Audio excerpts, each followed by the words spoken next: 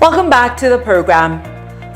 We are continuing our series on scams and fraud, where previously we discussed promotional scams as one of the most common scams this season.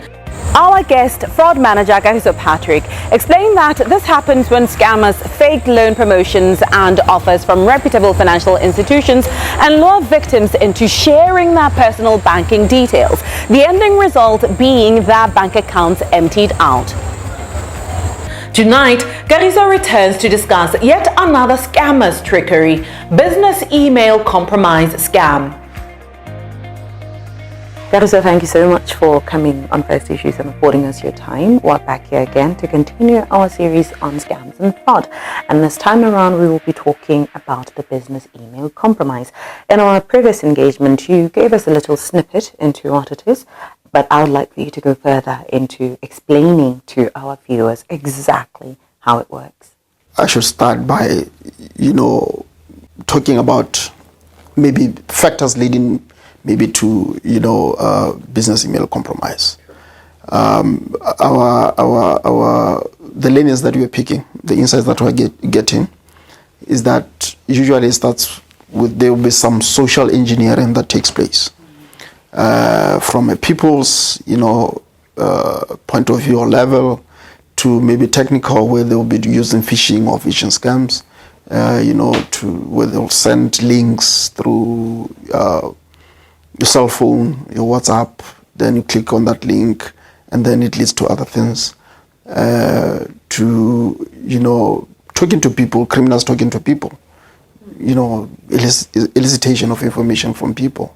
And if employees, are not aware, have not been educated about the importance of safeguarding information, data privacy, they are more likely, to disclose, privileged information to people unknowingly and unwittingly. So various social engineering, techniques, come to play when you're talking about business email compromise. Employees having conversations about, critical and most important operations of the organizations and areas where they're not supposed to be having those conversations, without knowing who is eavesdropping on that conversation. That scenario alone, can present an opportunity for criminals to have access to pending payments that are supposed to be made by the company to suppliers, and they can use that information to target the company. Then also have another way, where a compromise happens, where due to weak control environments, criminals may intercept or hack into emails. That is, if your antiviruses are not up to date, you have not built, or your computers or systems are not protected by any, firewall, then criminals would have an easy way, to attack you. So I've seen, incidents where, customers will be, processing payments using a computer that does not have an antivirus, or the antivirus is outdated.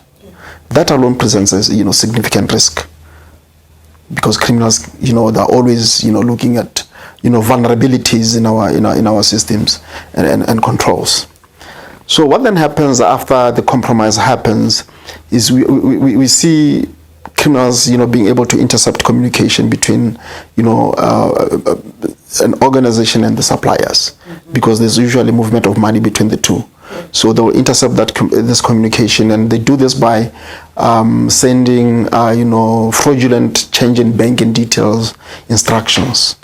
When there's a pending payment that needs to be made, they'll send an email to the person who's supposed to make payment to say, we are no longer using that account. Please now note that, future payments must be made into these other accounts. And that is how the diversion of funds, happens. Well, in cases where somebody finds themselves in that predicament, what is the next steps to maybe not remedy at this point, but to address the situation? First is public education, which is what we are doing now, reaching out to the customers and on continuous basis, going to the customers and, imparting this knowledge.